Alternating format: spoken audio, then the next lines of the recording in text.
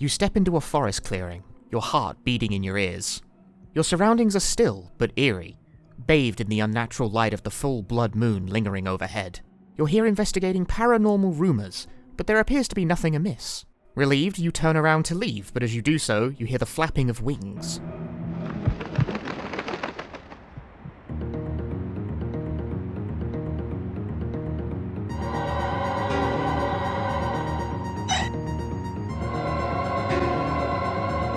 You spin around and slowly, a strange creature reveals itself. A crow with a distinctly human face. The rumors were real. Your gazes meet.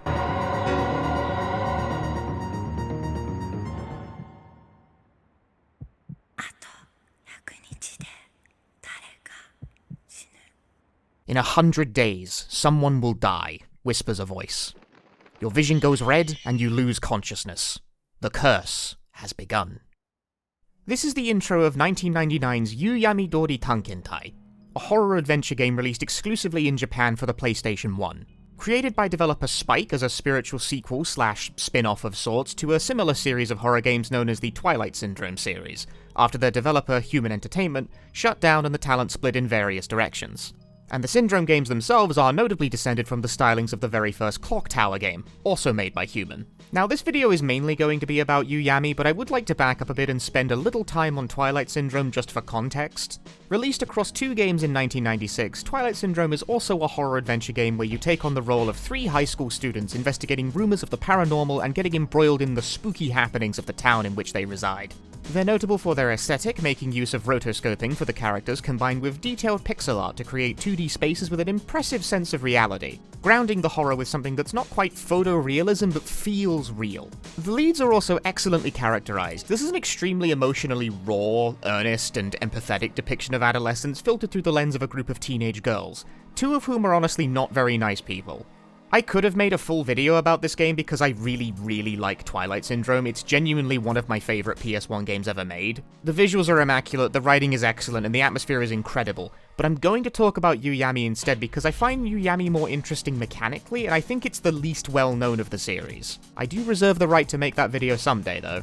Twilight Syndrome was well received and a success in Japan and would be followed up in 1997 by Moonlight Syndrome, a bad game that sucks that non-Japanese speakers inexplicably take a great interest in because it was written and directed by Suda51, and they assume everything the man touches is gold. They are wrong. This game is bad fanfiction where an edgelord OC supersedes every character from the original and would later go on to be officially disowned by its own series and declared non-canon, and I will do much the same. Dungeon Chill made a video about Moonlight, he's nicer to it than I would be, so go watch that if you're interested. Human then goes bankrupt in 1999, and some of the ex-employees bounce to Spike to create Yuuyami, a more true-to-form successor to Twilight Syndrome.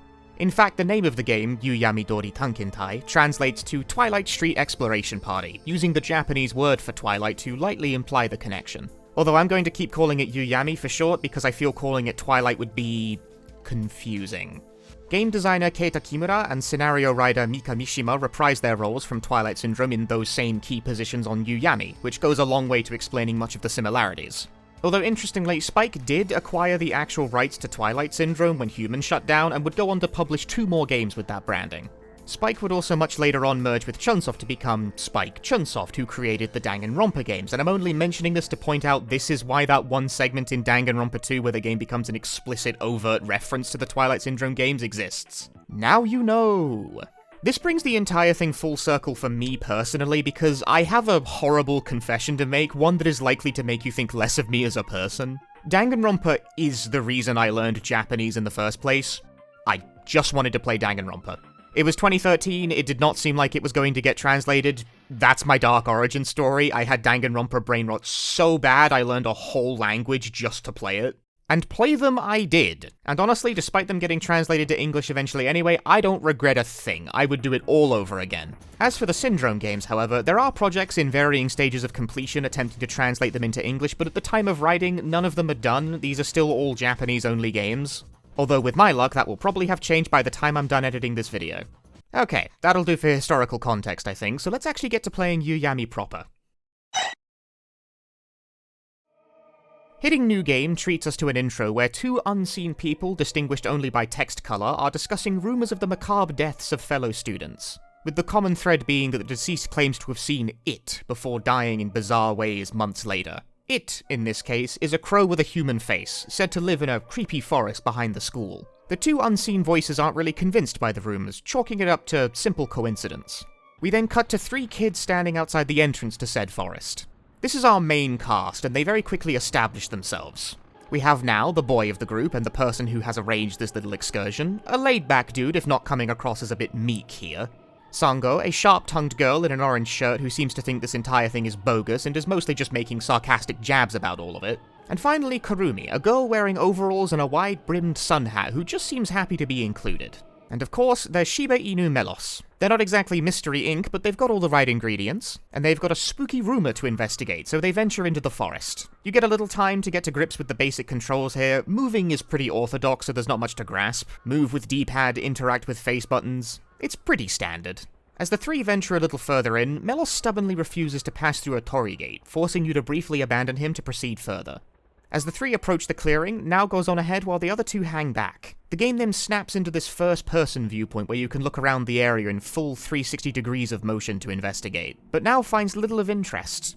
Then the creepy crow shows up, someone will die in 100 days, yada yada. I already did the spooky game cold open bit, and he subsequently passes out.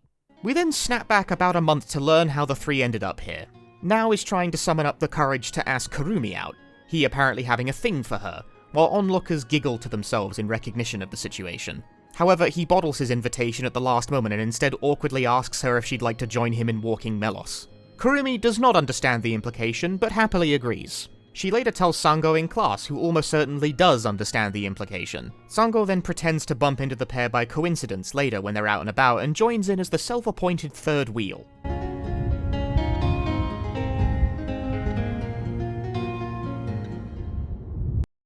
After this scene, we're shown a date on screen and then asked, who do you want to play as? So you pick a character, let's go with Sango, sure, and 5-minute timer? What's happening? Why is there clown music playing? What am I supposed to be doing? Oh god, timers make me anxious. This is where you would break out the manual. You do have the manual, right? As it contains a helpful explanation of the general flow of Yuuyami and what your broad objective is. I can imagine this game would be insanely confusing if you didn't read the manual, but this is from a time where reading the manual was expected, and every retro game YouTuber treats these games with the patience and diligence they require, of course. So the day begins and you pick your character. You are then given 5 minutes to potter about the school talking to people. This is the rumor gathering phase. Your goal is to get information on spooky rumors out of your fellow classmates. Picking Sango on game start will see you meeting this girl, who pleads with you to eavesdrop on a group of girls hanging out in the bathroom to make sure they're not spreading nasty rumors about the student body. This is the game's way of informing you that sometimes, pretty often actually, rumors will be overheard by you rather than directly prompted. So you do this and Sango hears the so-called toilet troupe talking about the ghost of Hanako. Hanako-san is a classic Japanese urban legend. It's about a ghost who haunts toilets, and in fact this is something of a throwback since investigating the Hanako-san rumor is the very first level in Twilight Syndrome. But in this case they're not talking about a ghost, but the grave of the real Hanako that can be found, and continuing to eavesdrop will net Sango clues on its location. Eavesdropping on this conversation to its very end and then interjecting, which has Sango basically just called the group a bunch of idiots, but thanks for the tip, confirms the acquisition of the rumor, complete with accompanying sound effect.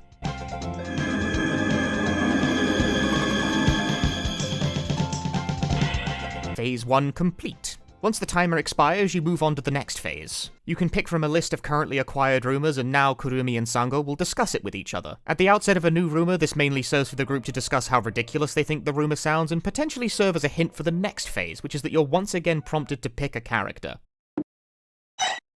Once you pick, you're prompted to pick a location to start the day's exploration, and you're dropped into the town of Harumi proper to begin the day's investigation. You're now free to run around pretty much the entire town, and Yuyami is not a game that deals in objective markers, so I hope you were paying attention to the dialogue and can read a map, where you won't have any goddamn clue what you're doing. The manual, incidentally, does contain a full paper map of the town, and I got a massive amount of mileage out of this over the game. The game does contain a map, you're not shortchanged info for not having it, but the in-game version is cramped and harder to read. I kept coming back to the printout.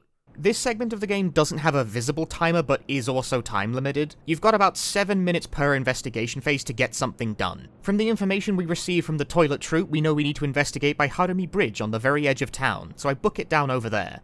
There, we can investigate a nameplate on the bridge where Harumi is written, but Sango notes it's written with one extra kanji than she's used to. Kurumi is a bit overly thrilled by the fact this is the same kanji as one in her name. Then an old lady walks by and overhears the group, volunteering the info that this is how Harumi used to be written, but a character got dropped as time went on. This kind of thing does happen all the time in reality. She also meets Kurumi's enthusiasm about the matching kanji by explaining that Kurumi's name means everlasting beauty and calls it a fitting name. Very helpful and all, but I kind of wish the first real level of this game didn't contain something this difficult to relate to English. The old lady walks off. You can at this point open up your menu and once again discuss the rumor and have the group suspect the old lady knows more about the grave, as part of the rumor involved a mysterious person who will tell you how to get to the grave. But we've done all we can for this day. Once the investigation phase ends, you get a scene of the character you are playing as in their private life, the relationship they have with their family, and so on. In our case, Nao enjoying a pleasant meal with his mother. Nao's father calls later during the day to apologize for being absent from dinner due to being too busy with work, but also encourages Nao to be more assertive and speak up more, as well as exercise. Be more manly, in other words. Nao offers near single-word replies, seemingly not being very engaged with the conversation. You get a pretty immediate sense that all is not well with Nao's home life, but that's all you get for now before Nao heads off to bed and ends the day. You are then prompted to save, and it's tomorrow morning once again. Pick a character. Skipping ahead to the investigation phase again, we head back to the bridge and wait for the old lady to show up. It's important to note that many things during this phase are themselves timed, more granularly than just the general time limit. The old lady shows up at a specific time, so if you take too long dilly-dallying, you blow your shot to meet her for that day. If you arrive early to such encounters, you are usually prompted to wait until the time where they show up, which takes a lot of guesswork and re-entering the screen out of the equation, so that is a nice courtesy. This time talking to the old lady, we are able to press her for more info, and she tells us how to get to the grave. Turn towards the river near the street with the hospital on it. About half the challenge of solving rumors in Yuyami is navigational problems like this, so you really need to pay close attention to street names to get where you need to go. Mercifully though, the game is big on reminders through both the ability to discuss the active rumor, and NPCs will usually repeat themselves if prompted to do so a second time. We follow the instructions, which takes us to the literally named Old Street, where the game transitions into this first-person view again where you can pan in a full 360 degrees to survey the scene. The game uses this for particularly intimate scares, and I really like it. It's very reminiscent of the system used in the recent Paranorma site, and I honestly have to wonder if Yuuyami was an inspiration on it. Anyway, here's a creepy child. Kurumi, completely unfazed by this, nonchalantly asks her the way. The child replies by telling Kurumi if she keeps going on her current path, she will die. Kurumi doesn't really take this seriously. At this point you might also note the conspicuous absence of the other two characters in this exchange. The child implores Kurumi to play with her, and after rejecting her suggestions of tag and hide and seek, settle on drawing chalk pictures. The child then draws a crow with a suspiciously human face.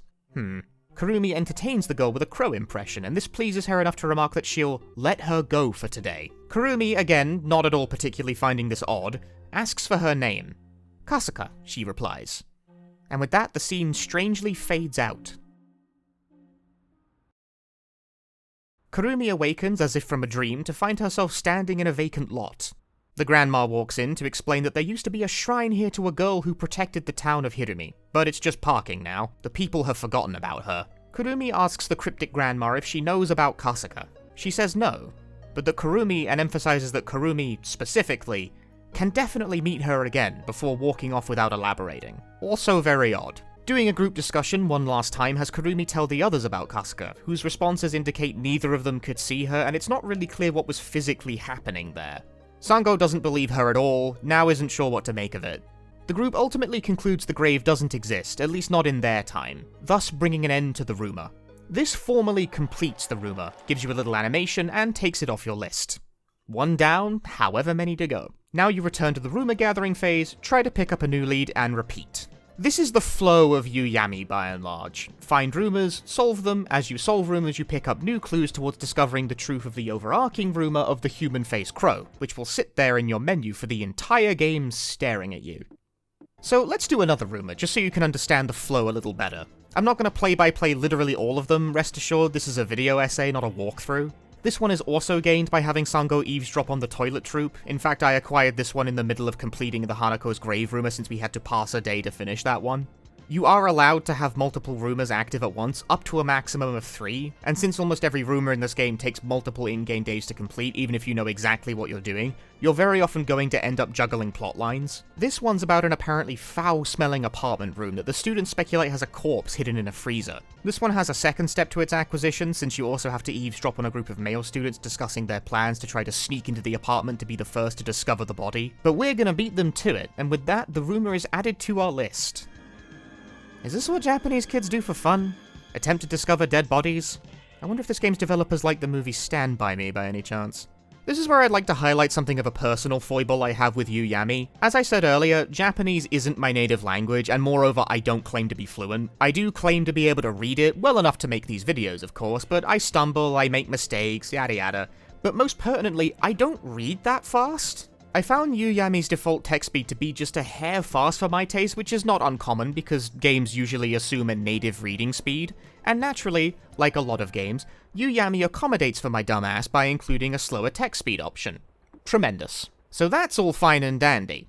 The timer, however, doesn't give a damn. I ran afoul of this super early in the playthrough, fortunately, but playing Yuuyami is almost impossible with slow text speed on unless you know exactly what you're doing at any given moment. Because the timer doesn't stop for anything. Dialogue, menus, nothing. You gotta get a move on. Since you generally need to hear conversations to the very end to make progress in this game, whether that be acquiring rumors or investigating them, this makes slow text speed functionally unusable, which is pretty annoying for a non-native speaker or just anyone who reads a bit slow. I think this is the biggest obstacle to a non-native speaker looking to enjoy this game. It certainly was for me. The actual level of diction on display isn't particularly high. It's a game about a group of middle schoolers. The dialogue is pretty everyday and conversational, but it will expect you to pass the banter quickly and retain key information since this is an adventure game. It's not reading complexity, it's reading speed that'll get you here. This dovetails into the overall pace and feeling of playing Yuuyami, which is really quite strange for a game of this type. You are constantly on the clock, but Yuuyami isn't a very high-octane game. In fact, the actual actions are slow and ponderous. This is a game about meticulous investigation that feels like it suits a more relaxed frame of mind, but you never actually can be relaxed because you need to be booking it to your next point of interest as soon as possible. The timer never relents. Skedaddle.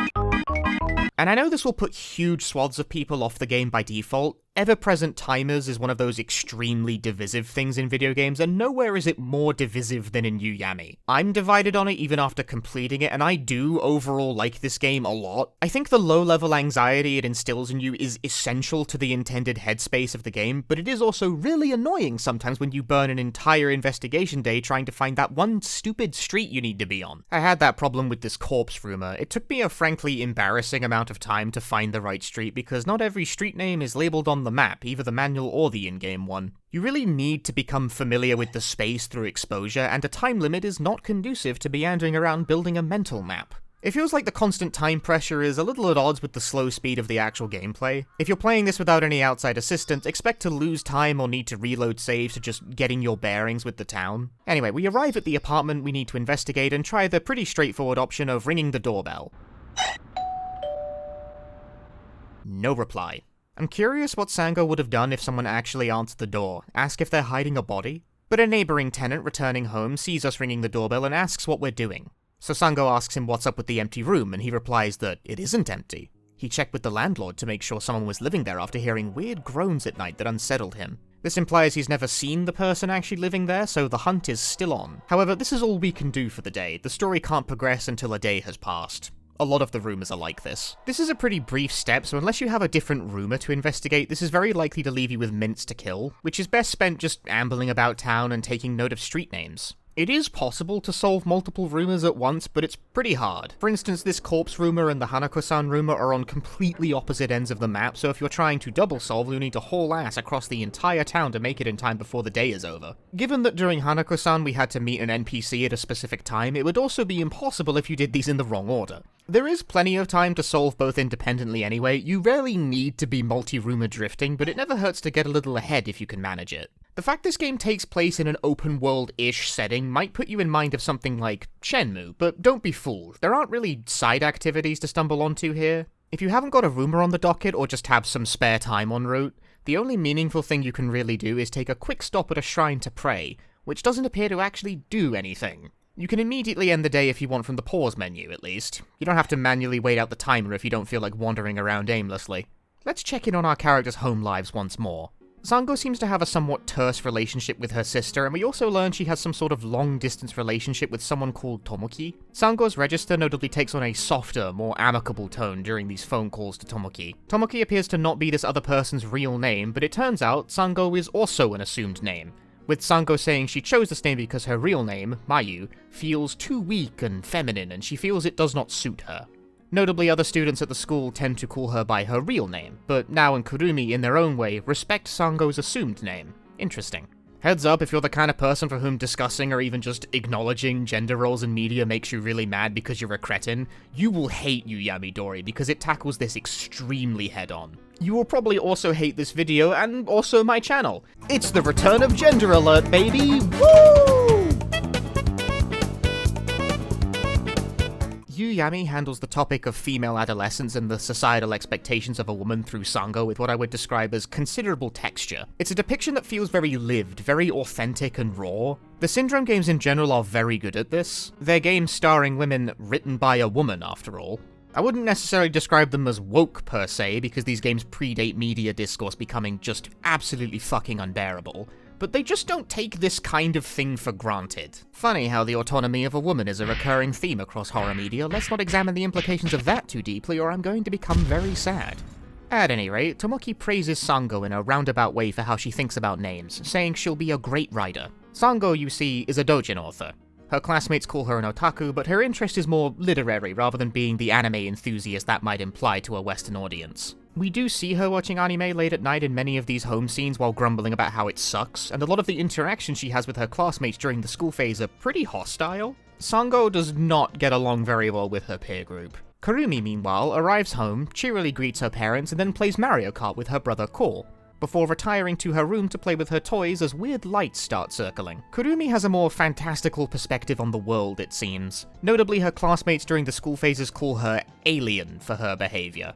We get a brief additional scene of Kurumi's parents discussing how they haven't been able to enjoy a family vacation in a while and that they feel bad for Ko due to not being able to spend enough time with him. They're a little vague about this, but I think you can hazard a guess about where this is headed. These evening scenes gives you a little insight into the headspace and struggles of each character. You always see a scene of the character you picked for the investigation phase, so all the necessary character swapping will ensure you get some idea of what's going on in the main trio's lives, but you'll be left unable to grasp much of the specifics. That will come later. The next day, discussing the rumor again, Sango hatches a plan to get into the apartment. She is going to lie to the neighbor we met by telling him that her brother lives there, so that he'll let the group use his outside balcony to sneak around the back. So we go back to the apartment only to find that the neighbor is absent. So you have to go track him down at a nearby laundromat for Sango to launch in her attempted deception. She pulls it off, and the neighbor does indeed agree to allow a group of kids he does not know to potentially hurt themselves by doing this stunt to get in. This is just the type of person Sango is. She doesn't have much issue lying to random people if she thinks it will be useful in some way.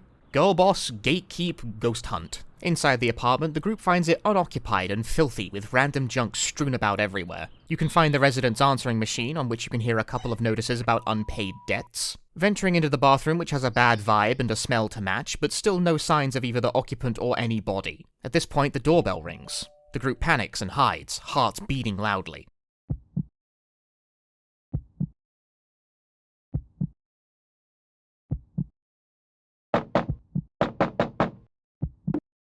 But it turns out to be a newspaper delivery. With nothing concrete, we leave the apartment and discuss once more. While Sango found nothing, Kurumi has a hunch about the bathroom. Kurumi is the more spiritually inclined member of the three, which makes her hunches usually accurate, if a bit concerning. However, this ends up highlighting a weak point of the game's system, because we can only go back to the apartment as Kurumi after another in-game day has passed and we can reselect a character. Even though there isn't really any physical reason we couldn't just go back and have Kurumi check out the apartment. This is an area where, like all truly interesting games, Yuyami's sheer ambition bumps up against the technical reality. I assume the game is so rigid about its event progression like this for programming reasons, because let's take a moment to consider how Yuyami works in a broader scope.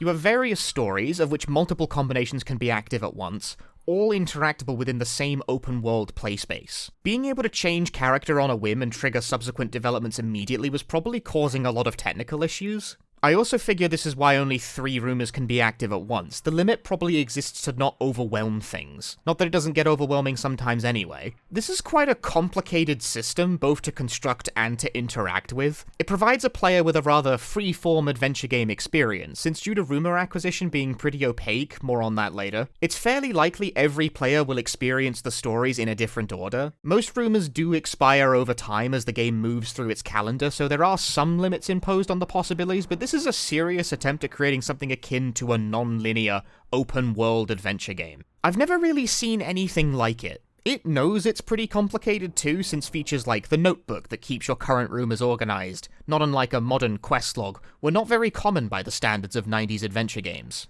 It's a necessity for keeping on top of things, and despite its best efforts, Yuuyami is still a pretty tough game. The closest point of comparison I really have is Mizurna Falls, a game fittingly enough by Human Interactive, the studio from which Yuuyami is a direct descendant. I don't think these games had any real influence on each other, they shared no staff at all, near as I could tell, but they do share a similar spirit of trying to reinvent the adventure game in the framework of a living world that moves on the clock. And they're both somewhat obscure PS1 games beloved by obscure retro gaming YouTubers, so I'm gonna talk about it. I get requests to cover Mizurna Falls all the time, and maybe someday I will in more detail, but the short version is that it's an open-world detective adventure game about trying to solve the mystery of a missing girl. You drive around a fully explorable town, talking to people and trying to piece together the truth while racing against the clock, which is ever-present, just like Yuuyami. The main foible its system has is that it's extremely rigid and very hard. If you miss a single key event at any point, fail to be in the right place at the right time while the clock is always moving forward, your entire playthrough is dead on its feet. You'll be trapped in a timeline where the good ending just cannot be seen.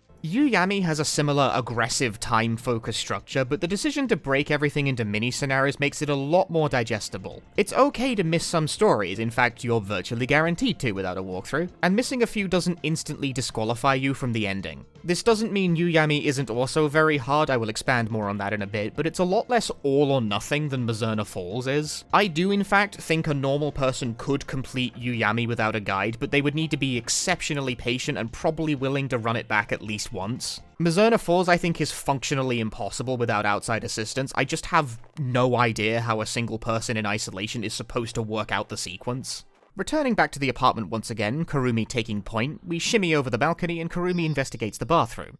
She notices a ceiling hatch, which she knocks on. Now an actual response is received, a voice complaining that they've been found out and begs us that it will have money soon. Kurumi doesn't understand and just wants to see a body. It transpires the unseen voice in the ceiling is a broke game designer waiting for his next lucky break to pay off his debts, and encourages the kids to keep spreading the rumor of a corpse in the apartment to keep collectors off his case.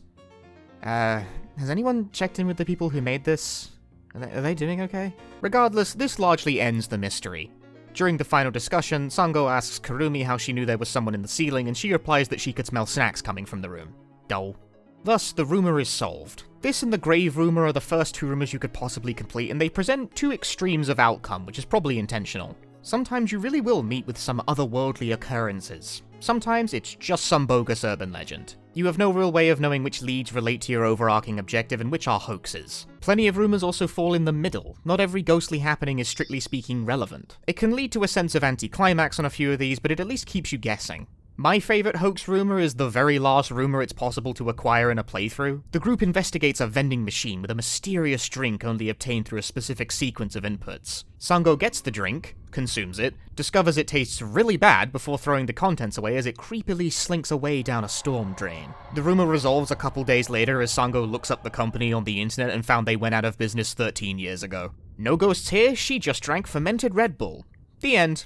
Rumor solved. Snapping back from that to our game in progress, it's Sunday now, which presents a slight change to the formula. No school today, so no rumor gathering phase. If you're wondering about Saturday, Japanese kids used to only get Sundays off until about 2002-ish, when Saturday also became a day off. It still varies from place to place though, and I can't believe this is the second time I've had to bring up this specific quirk of the Japanese education system in a video. Replacing the gathering phase is instead a bespoke scene with each character, but you can only see one. This is another trick Yuuyami pulls. Every character's got their own little plotline playing out in the background, and you get a taste for each from the evening scenes, but they're expanded on during these Sunday scenes, and you can only see one per Sunday. You're forced to choose who you're more interested in learning about, and for my playthrough I mainly focused on Kurumi and Sango.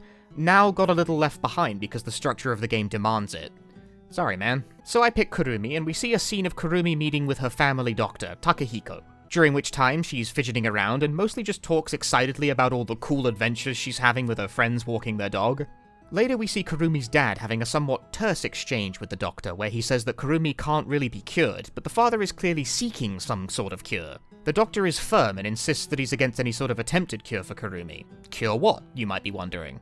Or not if you're paying attention, but I'll spell it out. Kurumi has some type of learning disability, most likely autism. They never say it's autism outright, but the implication is fairly straightforward, and that interpretation is quite commonplace amongst Japanese players. I'm not doing headcanons here, this isn't even subtext, it's just text. What we have here is an autistic child whose parents seem to be reaching something of a breaking point regarding what to do about her and want a definitive answer. I gotta put something of myself on the table here to discuss this, but I am an autistic person myself. I know, the person who makes hour-long essays about Japanese-only PS1 games is autistic, really beating the stereotypes there. But this is just about the last topic I expected this game to touch on. This scene set off alarm bells in my head at deafening volume. If you're autistic and someone starts talking in terms of a cure to you, you need to run the hell away. Really, this scene was actually the moment that Yuyami hooked me in for real, because it is distressingly real in a way I'm simply not used to video games being, especially not about this. Like, damn, man. Chill. That's all we get on that for now, though, so let's skip ahead a day and try to find a new rumor. So far, we've only managed to gain rumors through Sango, but every character has their own unique set of rumors to find out about. However, they're not all available at the same time. As time passes, so too do the available rumors. How do you know when a rumor is available and which character to use to get it? The answer is that you don't. There is absolutely no way to know if there's a rumor available for a given character, or even if there's any available at all. There are far fewer rumors than there are days in the game's calendar. You're prompted to save at the end of each in-game day, so the only way to be absolutely sure is to pick at random and reload if you don't find one for a given character and swap. I don't recommend you do this, but it's the only way to be absolutely certain, short of the frankly much more attractive option of just using the strategy guide. Even if you do take that approach, you might notice something about poor old Kurumi. Nobody will talk to her. She is soundly rejected by almost everyone she tries to strike up a conversation with, and you will have no luck discovering rumors with her at this point. It's rare that someone is even cordial with her, much less helpful. Even these two quirky girls calling each other Cookie and Jelly won't give her the time of day. Something else needs to be done before you can get anything useful with her, and you're not going to be told what. This is the aspect of Yuuyami I feel the most decisively negative about. I do think the fact rumors aren't obvious to discover serves a purpose in terms of making it so every player has a slightly varied experience, but rumor acquisition is so opaque that it's often hard to simply find the video game. Once you have a rumor, following it to its conclusion isn't usually that hard. It's mostly a matter of going to the right place with the right character, and while navigation is its own problem, you can always discuss a rumor with the group, which will usually point you towards the next course of action in pretty plain English, or Japanese, I suppose, look, whatever. The point is, it's not hard to follow. There's not much of what you could call puzzles to solve. This game is cool. The writing is genuinely good, the atmosphere and sound design are top-notch, and the stories are interesting. I wish the game wouldn't hide all of that from me. Like I said earlier, if you don't have a rumor, there isn't really anything to do during the investigation phase, so there are inevitably going to be days where absolutely no meaningful action is possible at all. But unless you're following a guide to a T, you won't know what those days are, leaving you with a constant feeling like you're missing something. Which I know would bother the sorts of people who already hate the time limit to point of madness. In a way, that's part of the vibe, but it also has given Yuuyami a reputation as an extremely difficult game, even amongst native speakers. This isn't just my shitty Japanese interfering with things. The strategy guide is considered highly recommended, and I found out why firsthand. At first, I was playing without anything except the instruction manual, because I typically don't start playing new games with guides already on hand. I want to give an authentic impression of a game when I make a video about it. But a few hours in and repeatedly ending up in situations where I just had no idea how to get anything going had me frustrated and really feeling the urge to look stuff up, especially since it slowly dawned on me how goddamn long this game is. My playthrough took me about 20 hours all in all, which is very long for a game of this type, I feel. The Twilight Syndrome games are about 7 hours each, for comparison. I landed on a compromise position because trying to solve this game under my own power would probably delay this video by several months. I would check a guide only when I was stuck with no apparent course of action. I wouldn't use it to chart a path to a perfect completion, as tempting as that was. I still felt like that would detract from the free-form structure structure of the game. I'm glad I did, because I don't feel there's any way I would have done this in a timely fashion otherwise. Unfortunately, the strategy guide is really expensive. Like, so is the game, mind you. This is another one of those quite rare and desirable PS1 games, but even the strategy guide commands a premium. God damn. Is now a bad time to mention I have a Patreon? Like, it really helps with this exact sort of thing. Not all of these old game guides are scanned online, you know. This one was, but that's not the point. So, with a new game plan, it is on one of the days where I could get nothing meaningful done that I focus on Nao for a little bit. It's noteworthy that while Kurumi and Sango are social outcasts, Nao is pretty well liked by the student body. He's not popular per se, but he doesn't face the same overtly dismissive attitudes that the two girls do. In fact, multiple students question his decision to hang out with the two for this reason. While Nao is not actively hated by his fellow classmates, he still acts pretty reserved around most of them, preferring a sort of bland affability over all else. In the evening, we see him, studious as ever, attending a cram school, although sometimes during these moments when he heads out, the scene will cut to an arcade instead. Some rebellious spirit does still lurk in this one, but it is extremely tempered. The respective personalities of the cast are intended to inform your decision of who you select for a given investigation. Nao's amicable nature makes him well suited to situations where diplomacy is called for. Sango is a realist, and as we saw, pragmatic to a fault. And Kurumi can just flat out see ghosts, as in the next rumor, where we investigate a rumor about a ghost of a car accident victim. Kurumi and Kurumi alone is capable of actually seeing the ghost and guiding her out of the tunnel, completing the rumor. The trick to this one is you have to turn back and talk to the ghost if it stops following you, or it'll fade out and you have to try again tomorrow. Most rumors are simple matters of being in the right place at the right time, but every once in a while it'll fastball a unique mechanic at your head, and it's pretty easy to get caught off guard by it. We pick up a more substantive rumor from just about the only non-playable character who doesn't treat Sango with hostility, Inagaki, a proud anime dork who has identified Sango as a fellow dork. Sango absolutely hates this. Sango, you see, fancies herself something of an intellectual, and this manifests in her cynicism and rudeness that at times comes off as a little performative. She sees herself as above anime, so she's cold to Inagaki despite her being one of the few people who treats her warmly. Nevertheless, she does tell us about a mysterious street where people who enter lose their way forever. This is a street that has to be specifically accessed from a crossing rather than entered from the map screen, which the game does tell you, but it's another thing that will catch you out if you're not paying attention. So we go there, and Kurumi pretty quickly gets separated from the other two, entering a loop from which you can't simply walk back out of. If you start investigating the area in an attempt to find a solution, Kurumi will strike up a conversation with a talking mailbox, which she does not seem to find weird in any way. The mailbox, fairly politely, advises us to seek the boy behind the wall. There's really only one place that looks like you could climb to, so you do and find a weird plot in the middle of the urban sprawl with nothing but a single shrine. These sorts of unusual spaces, forgotten and nestled in otherwise densely packed developments, are a particular fixation of Yuuyami. Investigating the shrine, Kurumi sees a single bird fly away who she calls Poppo. Poppo is a childish word for a pigeon or a dove. It's literally what Pidgey is called in Japanese, for instance. She says she'll visit again sometime, then casually saunters out of the street, seemingly free of the phenomenon. The next day, she drags the rest of the group to the same spot to meet Poppo, but they all find the plot devoid of anything. Not even the shrine remains. Kurumi sticks to her story of having met Poppo here, but the other two consider this a rumor debunked, and thus the game considers it resolved. Another strange occurrence that only Kurumi was privy to. The next rumor I solve involves investigating a ghost haunting a set of particularly tall stairs, but I'm going to take this time to talk about the game's visual aesthetic instead, which I haven't really explicitly talked about much up to now. Because being a YouTube video and all, the visuals are the easiest aspect to have speak for themselves. But it bears noting that Yuuyami really looks like no other game I've ever played. Nearly 100% of this game is composed of drawings heavily referenced from real photos of a real Japanese town and rotoscoped real actors playing out their parts. I've played FMV games where the entire game is recorded live action, and I've played games that composite rotoscoped actors against a drawn background, but I've not played a game that insists on this very specific style of live action, where it maintains the gamey convention of character sprites against a side-scrolling background, but where every part of it maintains the same degree of realism. Yuuyami is a very uniquely immersive game due to this decision to completely double down on making everything out of real footage. I'm sure it's not the only game to attempt something like this, but it's the only one I've played, and it really works here. It's hard not to get pulled into the town of Hirumi, because, like, this is real. This is just a real place. Video games are real now. The PS5 is $600? You don't need that. Yuuyami is more realistic than anything on there. There's considerable care to the way each screen is framed to evoke the feeling that there's something more beneath the hustle and bustle of it all. Liminal spaces, urban decay, weird forgotten nooks and crannies.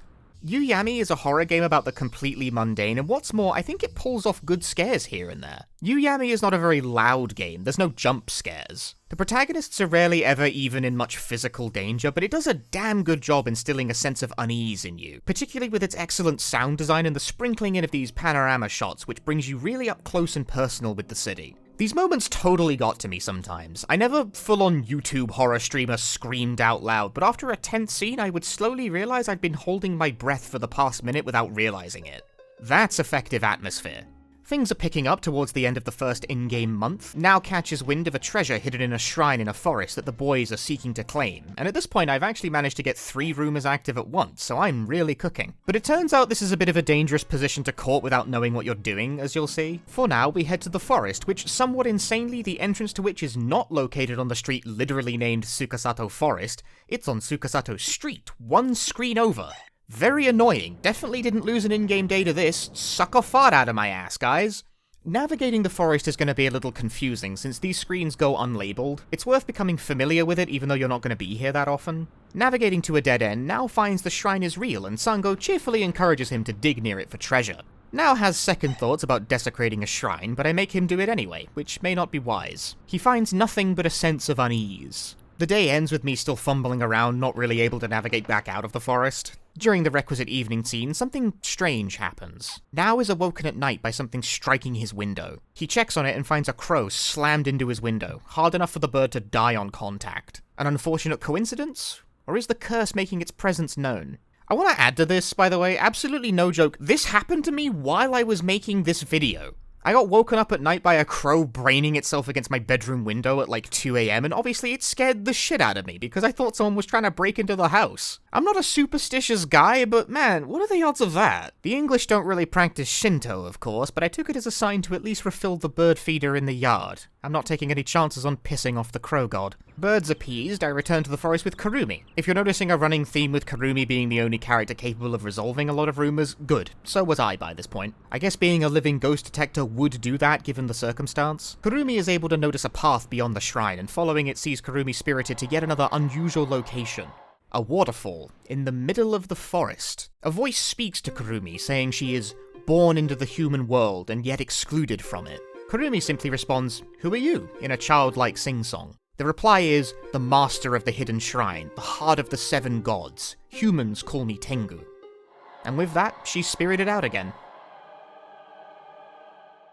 On our way out of the forest, we bump into a man who's a local barber. We have a slightly odd conversation with him, and he reveals the forest treasure was nothing but a prank he played on some local kids, but felt bad when they started to take his hoax seriously. Kurumi cheerily mentions that she did find treasure though, a waterfall. Nobody believes her, but the man says that'd make for a nice ending to the story. And indeed, that is the end of that, solving this rumor and putting us one step closer to the truth. This is the first time the phrase 7 gods has been said, and that gives us something resembling an overall objective to latch onto. Find out about all 7 gods. Not that this information really can meaningfully inform how you play the game, but it's nice to have the sense this is all going somewhere. Back at school, Kurumi can finally contribute to acquiring rumors as she picks up a story from Cookie and Jelly about a street where cats are known to gather, and they argue over whether it's a good or a bad omen. But never mind the omen stuff for now.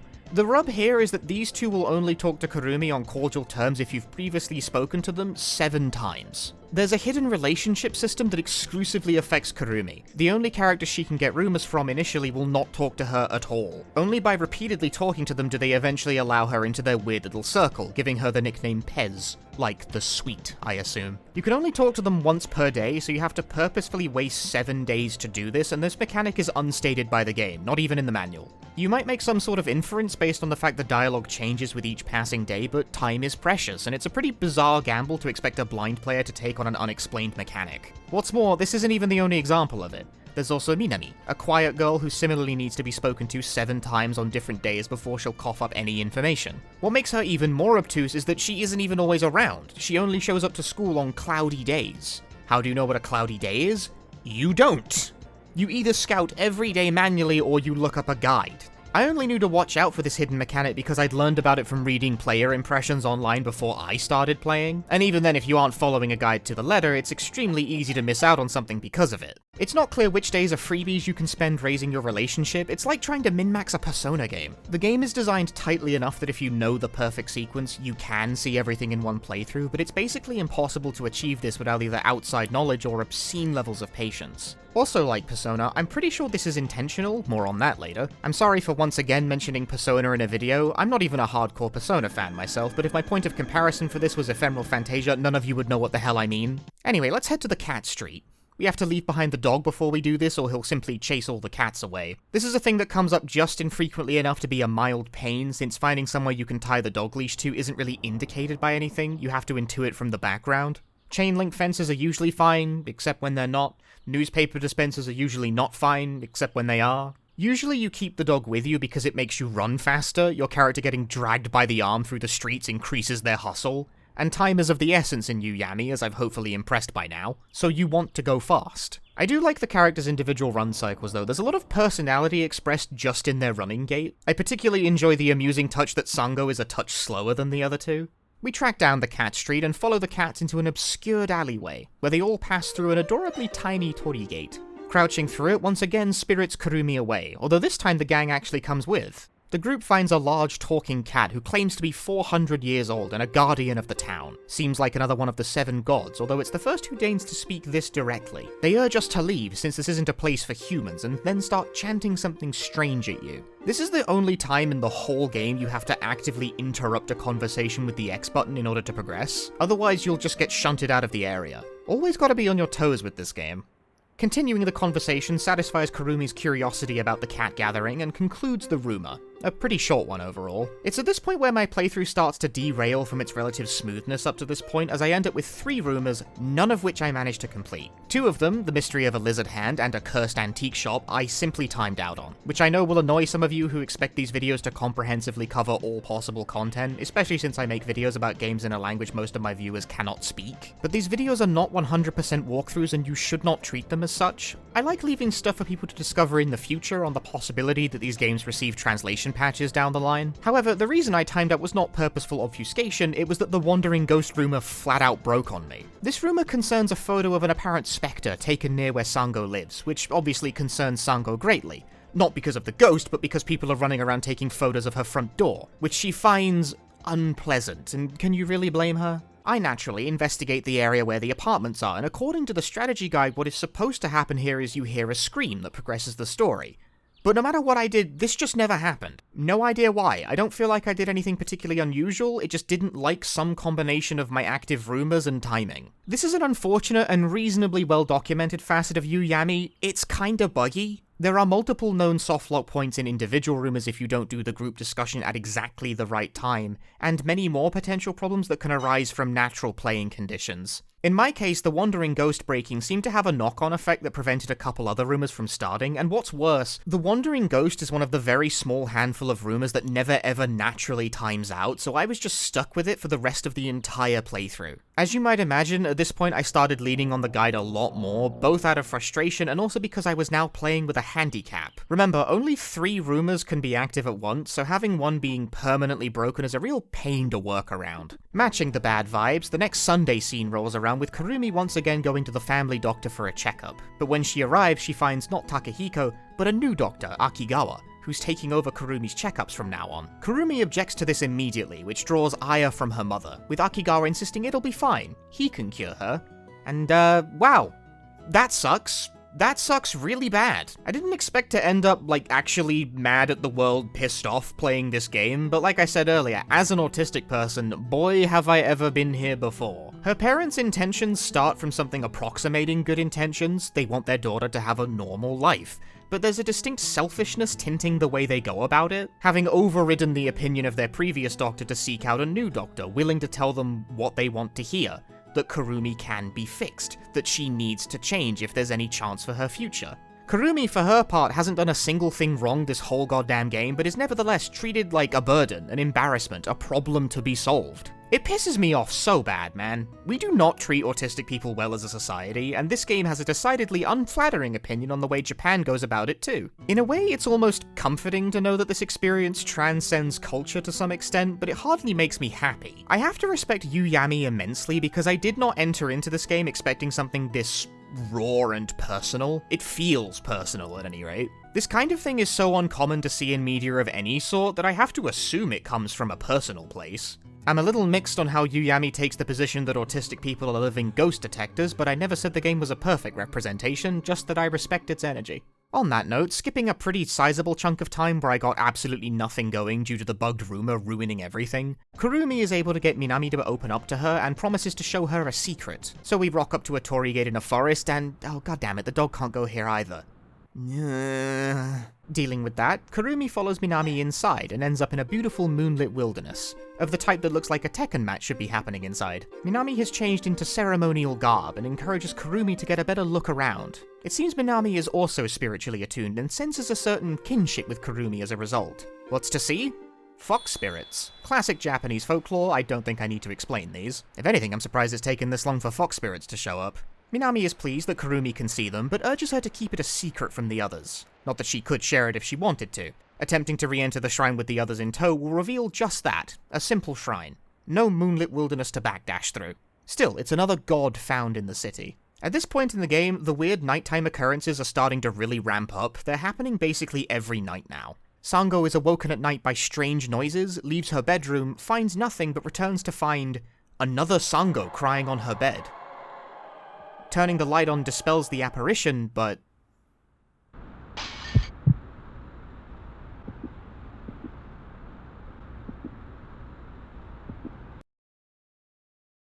soon after, a day's investigation begins like any other, but Kurumi notices a small child, and suddenly this happens.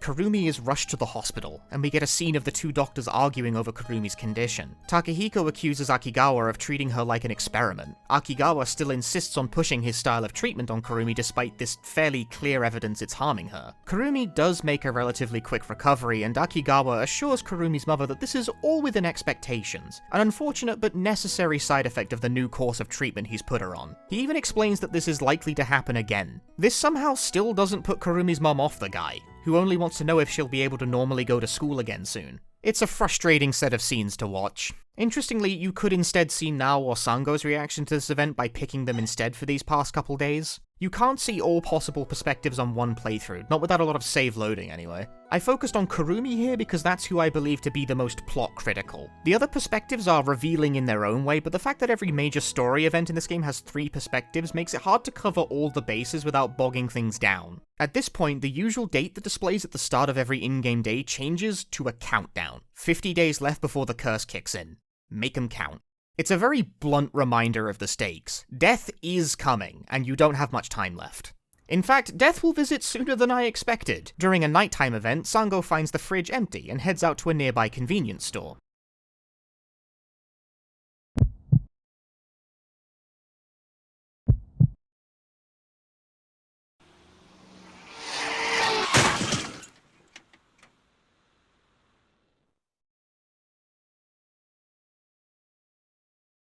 Your data is cursed. Would you like to purify it? Well, that's a mildly terrifying choice to be given with no context. At this moment, I sit here kind of terrified of the implication that this might delete my save file after like 10 hours of play, but I summon my resolve and I hit yes.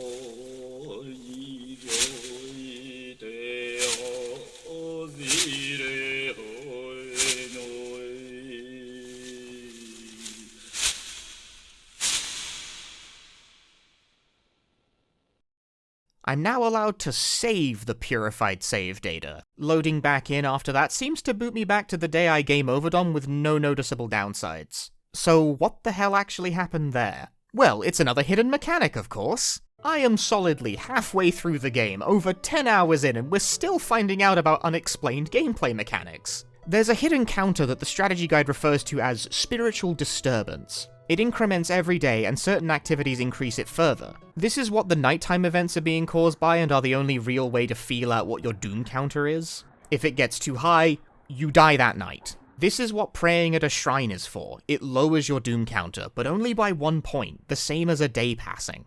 It's more accurate to say praying at a shrine stalls it, but you can never really gain ground back. A lot of progress mandatory actions will increase your doom counter too. Remember that digging at a shrine we did in the forest? Desecrating shrines obviously doesn't go over fantastically with spirits, and this ups your doom. But you have to do this to advance that rumor, so it's not really a decision. It's not easy to key into the feedback for the actions you do have control over. For instance, every time you go through this underpass, that increments the counter, and that's a pain because this is often the fastest route to take. And a lot of rumors require you to enter here to solve them anyway. I had to enter the screen more than a few times to solve the rumor of the soy sauce woman, where you repeatedly bother someone living in the underpass and it eventually culminates in the dog saving Kurumi by attacking her. They were probably a ghost and all, but I think this is just bothering a homeless person. I don't know about this one. Regardless, that's probably what got me killed by doom count. You are told in dialogue the place has bad vibes, and there is a heartbeat effect when you're in that screen, so there's not no feedback, but cause and effect aren't very clear. This almost would be really frustrating given how uncompromising Yuuyami is in most other places. So it is, however, pretty surprising that it pulls the final punch. The only thing dying actually does is after you make the purified save, it just kicks you back to the day you died on with the doom counter rolled back some amount. So you can largely ignore its effects without any real penalty. It's not possible to have your progress impeded by it. In fact, it will keep any progress you made on that day before you died and made a purified save, effectively granting you an extra day of time to work with. It's actually advantageous to die as often as possible for additional time, which is fine because the spooky nighttime events are fun, and it'd be a shame to incentivize avoiding them for optimal play. They do run the risk of getting repetitive though, since the game will repeat them pretty often, and they're not skippable like most other cutscenes. As I'm now approaching the mid-game, you'd hope this is where the game would start to ramp up a bit, but my playthrough rather awkwardly stalled at this juncture. I struggled to get new rumors even when I relented and just checked the guide because they didn't trigger for some reason. I don't know, the state of my playthrough was clearly balked in some way. I did eventually score a rumor about some spooky happenings at a nearby construction site, but I was never able to properly resolve this one. You're supposed to be able to sneak in at night, the worker guarding the place is supposed to leave after a certain time, but this never worked for me, and I don't know why. I googled all the bugs I ran into, and I never found anything specific. I'm apparently discovering never-before-seen problems with this thing. Like all truly great video games, Yuuyami has excellent writing, believable characters, top-notch atmosphere and sound design, and it's also a complete mess to actually play. Genuinely, this game is great. There's a lot I'm leaving out here in the interest of brevity because this video is already heinously long. There's lots of non-critical interactions with your fellow classmates that flesh out their own lives, which are just as rich as any of the player characters. Plenty of the rumors can resolve or progress with different characters, which will give you a different angle on the story. Every critical story event having multiple perspectives can give you a completely different impression of events, and only by seeing them all can you really learn what's going on in everyone's heads. Yuuyami is incredibly dense with story, and above all else, it's really good at painting a portrait of a time and place. Yuuyami is set in the 1990s, a time known in Japan as the Lost Decade, as the previous decade's real estate bubble collapsed, causing economic stagnation. It's also weird I've had to mention this in a video for the second time. I guess that'll happen if you keep making videos about games from the 90s. Yuuyami is, very abundantly, an expression of the potent anxiety for the future that an economic recession entails. The town of Hirumi is full of developments begun and abandoned as the money dried up, and the game is primarily about exploring these forgotten spaces. It's fertile ground for horror, but also gradually builds up a picture of a town decaying as the protagonists rummage through the remains of a bright future that never was. The characters themselves struggle with that anxiety in their personal lives. Kurumi isn't allowed to choose her own future. Sango and Nao both feel trapped, living in a dying town and are at odds with the societal expectations placed upon them. Both feel not truly accepted by their peers. In a way, this makes Yuuyami analogous to something like a Japanese version of Night in the Woods. Or maybe it's more like perennial pretentious YouTuber essayist classic Pathologic, given the constant time pressures, bugs, and how your greatest enemy is ambulation. That's a glib joke, but I do genuinely believe Yuuyami deserves to be among the pantheon of games appreciated by pretentious nerd critics, and indeed in its native Japan, it is a game with that kind of reputation. appreciated deeply by the kinds of people willing to accept its many rough edges and considerable level of difficulty to get at the truly excellent emotional core. That's part of why it's so goddamn expensive now. It became a cult classic over. A truly complete analysis of Yuuyami, covering all possible facets of its characters and story, would require a video of triple the length, but I only have so many years on this earth, so we have to set the line somewhere. Hi, Editing Punchy here. I wrote that line several months ago, but in the intervening time, Dungeon Chill has in fact posted a video about this game that is triple the length of this one, and is presumably a complete analysis. I don't know, I haven't watched it yet. I still gotta finish my own video after all. I wasn't even gonna mention it, but I already mentioned Dungeon Chill at the start of this video, and then he posted his video on this game while I was already like 70% of the way done with editing it, so it's kind of weird if I don't bring it up. Put me in a really unfortunate position there. But yeah, you can go watch his after mine if you want a presumably more detailed analysis, but please, finish watching my one, please. What absolutely terrible fucking timing. Back to the video, please. At 25 days remaining, it happens again. Kurumi collapses in the street. I chose to see Nao's perspective of this event for a change. Kurumi is once again hospitalized, and Nao later at home expresses his worry to Sango that Kurumi's worsening condition is due to the effects of the crow's curse, and the two go visit her in the hospital. Nao is unwilling to leave Kurumi's side and stays, waiting for her to wake up. Sango, in turn, is unwilling to leave Nao on his lonesome. It's an understated but emotionally strong moment. Sure, it relates to that whole love triangle thing going on that you may have forgotten about, but also, these three really do care about each other to a degree much greater than their bantering during rumors might otherwise suggest. When the times are tough, they rely on each other far more than anyone else in their lives. Kurumi finally wakes up after the entire day passes, with Nao not budging an inch the entire time, and in an exchange that firmly broke my heart, begins to profusely apologize for making everyone worry. Nao later returns home, having missed a chance to share a dinner with his mostly absent dad due to staying in Kurumi's hospital room all day. Man, this game is heavy. It's almost jarring then that the very next day we're right back at school pretending none of that happened. But it's a new school term, and summer at that, the in-game calendar having progressed into late July. Kurumi and Sango's school time sections now take place near the school pool, and this also serves as a hard cutoff for any previous rumors not acquired. If you didn't get them before now, they're gone. But a clean slate is apparently what I needed to fix my semi-broken game state, since new rumors are available immediately. I quickly pick up a rumor of a killer clown hiding in the old basement of a local hospital, and he supposedly hates carrots, and we're advised to get one to protect us.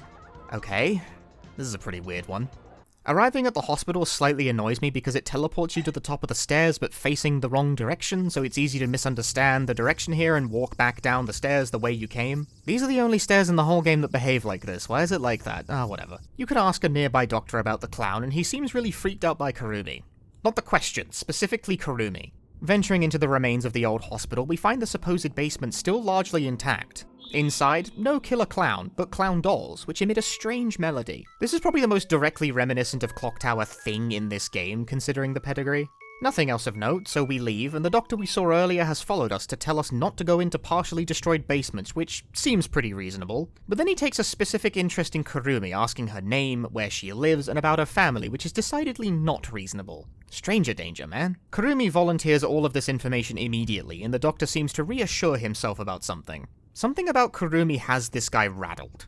We move to leave the weird guy, and he continues staring at Kurumi the entire time. Now, at this exact juncture, you must immediately open the menu and do the group discussion right now. If you wait to do it even a little bit later, it'll bug out and the rumor can't progress. This is one of the known and fairly well documented bugs to point of even being mentioned in the strategy guide, so watch out for that. The group begins to suspect the doctor of being the killer clown on account of his weird behavior, which Nao thinks is a bit of a reach, but there is clearly something up with the guy, so we return another day with Nao to ask him some questions. The doctor is more than happy to speak as long as we follow him to the secluded basement, and dude, these are the worst decisions ever, oh my god.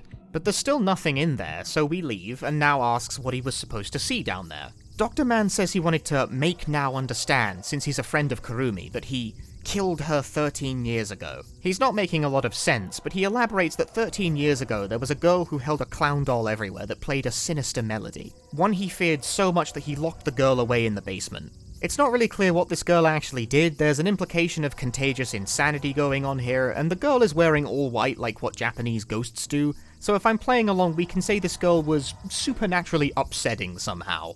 maybe Ghost Girl, escaped from the basement and fled into the forest behind the hospital, where she was found dead in a well after 6 days. Pure hatred in her eyes, even in death.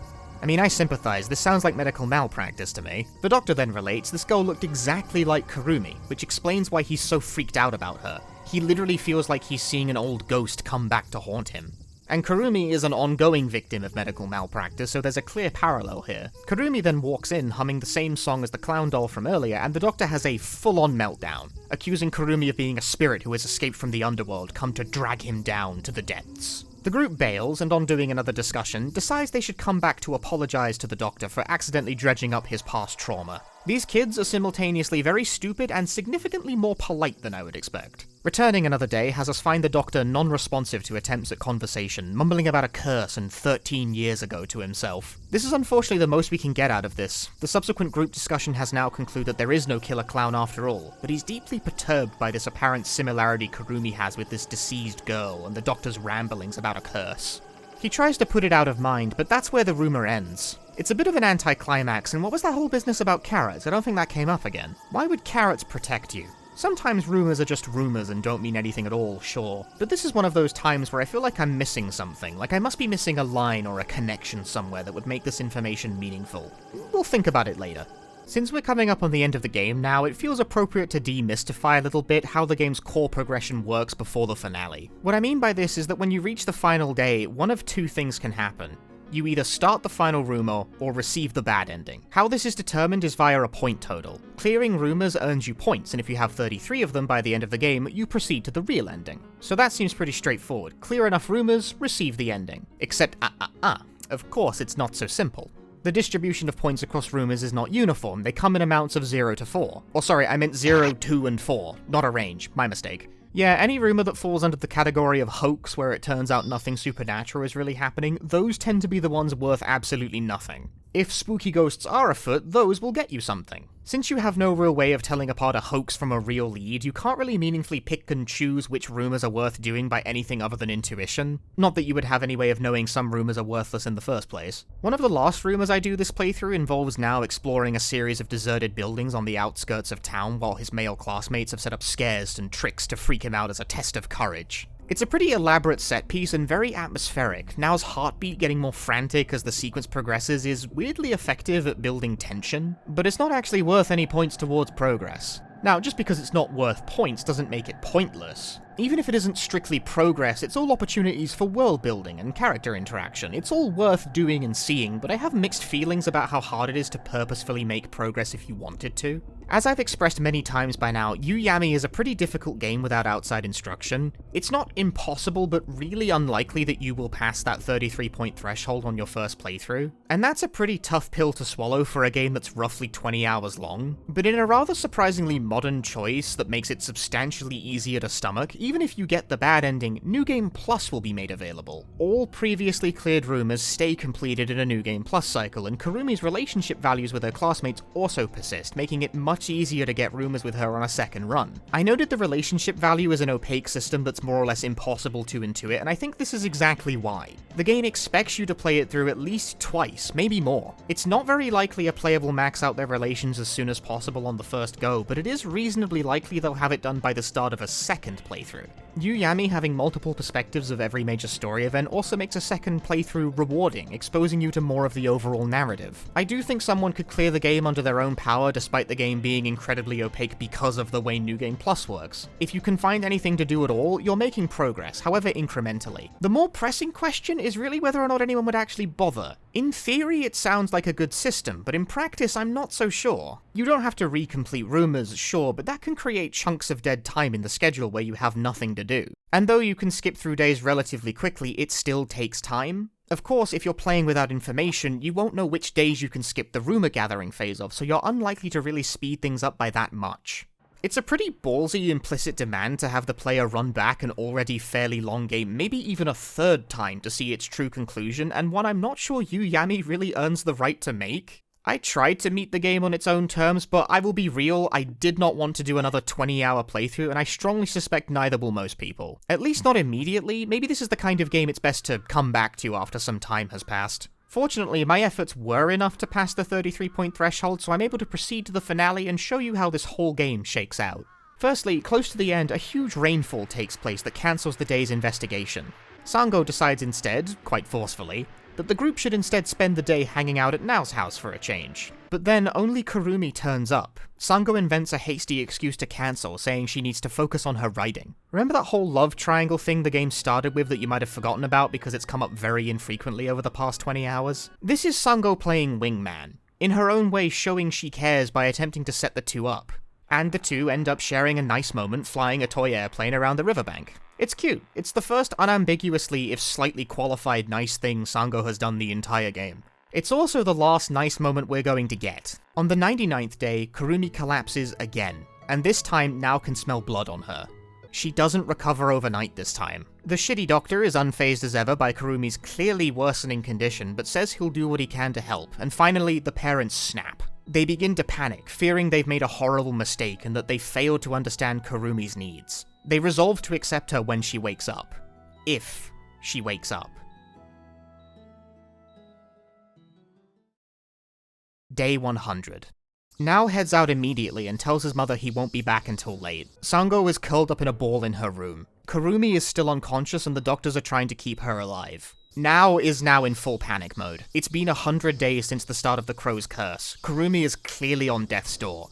He needs to act. He needs to do something to stop the curse before it's too late. What follows is something of a lightning round of all previous rumors that are directly related to the 7 gods, so I hope you were paying attention and, did all of them. You could get here without doing all of them, and I have to imagine that's pretty confusing. Nao begins his search by looking for the girl Kurumi mentioned a few times over the game, Kasuka. Remember her?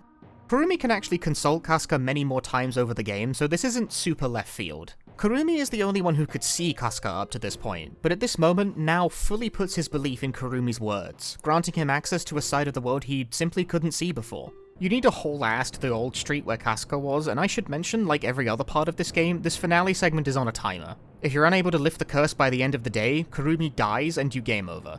This is pretty similar to what happens in the bad ending also, so don't comment asking me what it is like you all did with the Mark of the Mermaid video. Meeting Kasuka, she tells us Nao has to meet all her friends, and we're spirited away to the repeating alleyway, which if you recall we can escape by jumping this wall to meet Popo, as Kurumi did. Chasing the bird as it flies away takes us to the construction site. Entering inside we can find a sacred tree, prompting a ton of butterflies to fly off, which Nao takes off after. I'm sure this would mean more to me if the construction site rumor had actually worked. I'm not bitter about that at all. This ends up taking us close to the cat's gathering place, so head down that alleyway next. This is what I mean by it really helps to have done all this stuff, because the game will not stop you from running in completely the wrong direction if you're not following the chain of logic, or just haven't seen all the rumors the steps relate to. Following the cats eventually leads us to the forest, which you gotta navigate once again to get to the hidden waterfall behind the shrine, which Nao has access to. A voice tells Nao to look closely at the ground, and we get a more explicit hint. Stones and twigs are arranged in a formation, eerily similar to the shape of the game's map. The stones represent the points where each of the gods we've found so far has resided, except for this stone in the center. If you've been paying attention, you may have noticed that for all the talk of 7 gods, we only ever actually dealt with 6 of them. Nao's final goal becomes clear. Find the central point, and that's where he can dispel the curse. Something I noticed at this point is that the streets are completely devoid of people during this finale. You can still hear them, but you can't see any of them. Nao is either paying them absolutely no mind, or he has truly slipped into an alternate world of sorts. The center stone, as it transpires, corresponds to that very same old hospital we investigated during the killer clown rumor. We heard about the forest behind the hospital, but never actually went there. This is why that rumor was ultimately an important clue. The human-faced crow and the girl who died in a well are related, the former likely being a manifestation of the resentment from the latter. As Nao enters the forest, the scene shifts back to Sango, still moping alone. She gets on the phone to Tomoki, who notices she sounds exhausted, and encourages her to forget about her writing for now and do what she needs to. Back with Nao, he sprints directly into the center of the forest, eventually arriving at none other than the true place where the human-faced crow resides. And as the crow itself makes their appearance, Nao begins to have a breakdown, hysterically screaming that everyone will die. But he hears Sango's voice calling out to him, snapping him out of it and making him remember his true purpose here, to save Kurumi. Nao begins yelling again that none of this is real, the human-faced crow doesn't exist, the curse doesn't exist, it's fake, void, a figment of his imagination.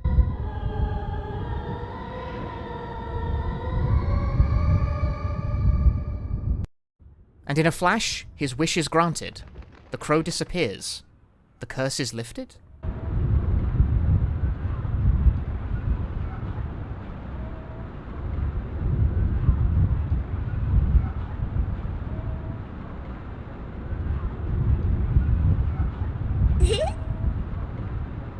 Nao and Sango pay a visit to Kurumi in the hospital. Nao asks how she's doing and when she'll wake up. She won't, is the reply.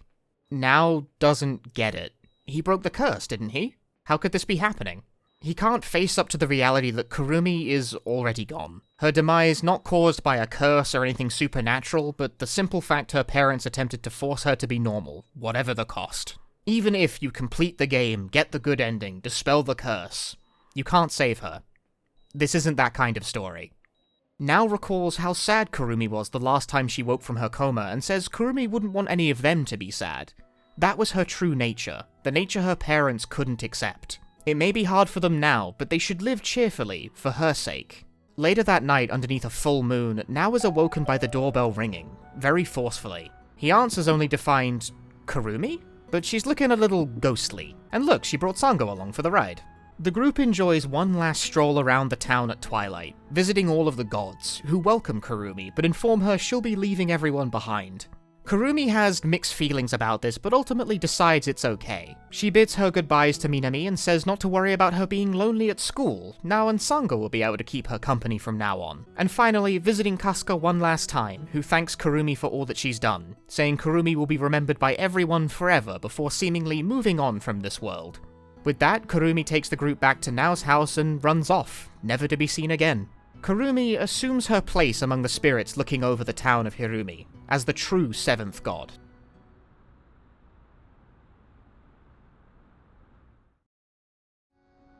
There's a slight time jump here to the end of summer vacation, and we see Nao still unable to get over that night. He expects to see Kurumi in class, but she never appears.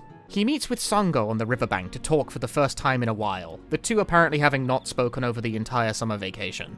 Nao confides that he thinks Kurumi is still out there in the town somewhere. There's still mysteries to be solved. Sango finally owns up to her true feelings about Nao in this moment and says, no, ghosts are fake. There's no time to worry about what's already happened, and she tells Nao to look my way. I want you to see me the way I see you.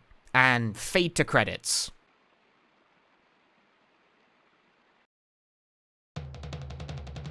And that's Yuyami. For as strong as I think the ending is emotionally, I find the final scene to be an extremely weird note to go out on. It fumbles the strong melancholy of Kurumi's passing in favor of Sango being kind of an asshole to a still grieving Nao. I think the game wants it to feel upbeat and hopeful and to represent Sango gaining some confidence in her femininity that she spent the entire game grappling with, but it just doesn't land. From the player's perspective, Kurumi has been dead for all of 5 minutes. It's a bit soon to be laying that on, guys. Kinda frustrating because otherwise it's a strong ending to a strong game. Ending fumbles aside, Yuuyami is still a genuinely fascinating game and one I very much am glad to have played through. It's an extremely unique piece of the Japanese adventure game canon, with atmosphere to rival the best of the PS1 library and very well realized character writing that sells this portrait of 90s Japan, perhaps better than any other game I've played. I had a lot of fun writing this video. In fact, I'd say I had more fun writing this video than I did actually playing the game at times, being occasionally a frustrating mess. Leafing through my footage and really considering it holistically was at times more enjoyable than the actual moment-to-moment experience of it. In other words, Yuuyami is the perfect kind of game to think about and watch on YouTube. Actually playing it is going to take more patience than I think most could muster, and that's part of why I made this video. I don't intend these videos to be substitutes for the experience of actually playing a game, they can't be. But also, I'm keenly aware that for much of my audience who cannot speak Japanese, a lot of them are just going to watch these videos, so I might as well pick something well suited to it. This video is non-comprehensive. After the credits, you're given an overview of how many rumors you resolved, and as you can see, I didn't even get close to all of them. Although, due to one last programming oversight, you can never get the first number here to say 4 out of 4, it'll always only say 2 out of 4 at most. There's still far more of this game to see, and I feel this video doesn't do the game's true depth sufficient justice, but also, look at the runtime, man, I had to stop somewhere. Despite its many achievements, Yuuyami was not a particularly successful release. Its extremely late 1999 release date was the first and probably biggest problem, launching months before the upcoming PS2 consigned PS1 games to cultural irrelevancy. Its second problem being that its player unfriendliness and considerably slow pace means it was not likely to be the kind of game that lit up the reviews and flew off shelves. Famitsu reported that it sold a mere 7,000 copies in its first week, and there's no data there on down, meaning it didn't sell well enough for the magazine to even continue tracking it. Still, it wasn't completely forgotten by its native country, but it's remembered only by the hardcore players and has picked up a cult following in retrospect by people who insist on it being a hidden masterpiece. That enthusiasm from Japanese players is how I heard about it, and this video is my attempt to pay it forward in the hopes that one day, this game could receive the English translation patch it deserves, and more of the world can appreciate this extremely well-considered gem of a game. If you can read Japanese, don't pass it up. If you can't, keep it in the back of your mind for the future. You never know what could happen.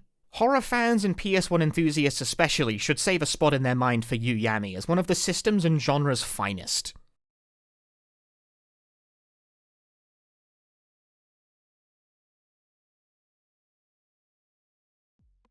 Thank you for joining me on this journey. I hope you enjoyed yourself. I know I did. This kind of game, this is the stuff I learned Japanese for. This is what it's all about. I couldn't be happier I get to both experience and share this stuff with people now. I don't talk about this much because there's not really a good place for it in these videos, but damn, it's satisfying to have that years of effort in studying the language pay off in the form of being able to play stuff like this. There's a whole world of truly excellent games out there, only kept away by the language barrier, and I feel very satisfied that I'm beginning to chip away at it. There's just so much to see in this world, and I hope that in time I'll be able to show you even more of it. And I hope to see you again next time for another interesting game. I'll see you then. Thanks for watching.